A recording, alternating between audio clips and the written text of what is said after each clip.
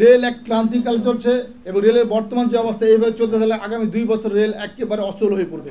এখান থেকে উত্তরণের সমস্ত সাংবাদিকবৃন্দ সহ সকলের কাছে আমাদের আহ্বান যে আসুন আমরা সকলে মিলে রেলকে বাঁচাই। আজকের এই সংলাপ এবং সাংবাদিক সম্মেলন আমরা এমন এক সময় করছি যখন রেল আজকে অচল হওয়ার পথে। আমরা জানি রেলের সবচেয়ে বড় যে সমস্যাটি যে রেলের চলমান অবস্থা, রেলের ইঞ্জিন সংকট এতটাই প্রকট হয়ে গেছে যে বাংলাদেশ রেলে কী করছে, ইঞ্জিন আমাদের প্রয়োজন, তারা ইঞ্জিন না করে বিভিন্ন প্রকল্পের নামে অর্থ লুটপাটকারী যে প্রজেক্ট সেগুলো গ্রহণ করছে।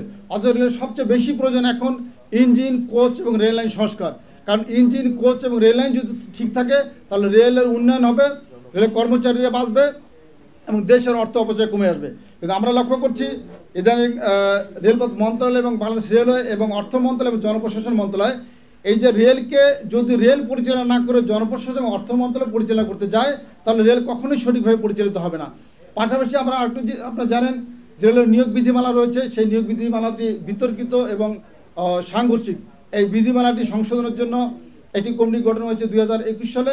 সেই কমিটি গঠনের পর থেকে গত 4 বছর সম্পূর্ণ অবৈধভাবে জনবল নিয়োগ করছে, এটির তীব্র প্রতিবাদ আমরা জানাচ্ছি। পাশাপাশি আপনারা জানেন যে আরএনবি রয়েছেন, তারা ঝুঁকিপূর্ণ কাজ করে তাদের রেশন এবং ঝুঁকি ভেদা দেওয়া হচ্ছে না।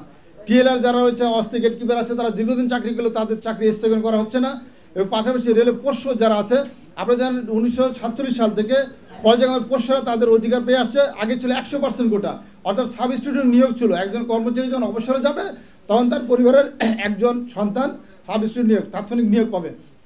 পরবর্তীতে সেটা 20% করা হয়েছে, 40% করা হয়েছে এবং এখন 40% কোটা বহাল আছে। এবং আপনারা জানেন যে কোনো প্রজ্ঞাপন বা বিধি দ্বারা কোনো আইন বাতিল করার সুযোগ নাই। আজকে রেলের কর্মচারী এবং তার সন্তানরা শিক্ষা থেকে বঞ্চিত হচ্ছে, কারণ শিক্ষা ব্যবস্থা দুর্বল হয়ে গেছে। চিকিৎসা, রেলের হাসপাতালগুলো নিজে রোগীতে পরিণত হয়ে গেছে, শিক্ষা প্রতিষ্ঠানের শিক্ষার মান নষ্ট হয়ে গেছে। সর্বোপরি আপনাদের মাধ্যমে আজকে আমি দেশ এবং সরকারকে এবং রেল কর্তৃপক্ষকে বলবো যে আপনারা সবার আগে রেলকে বাঁচান এবং রেলকে একটি বোর্ড গঠন করে রেলকে স্বায়ত্তশাসন পূর্বে যেটা ছিল সেইভাবে রেলকে যে পরিচালনা করা যায় এবং কর্মচারী বান্ধব নিয়োগ বিধান প্রণয়ন সহ রেলের কর্মচারী অধিকার প্রতিষ্ঠার জন্য আজকে মিডিয়া কর্মী এবং সংবাদের মাধ্যমে আপনার আহ্বান জানাচ্ছি।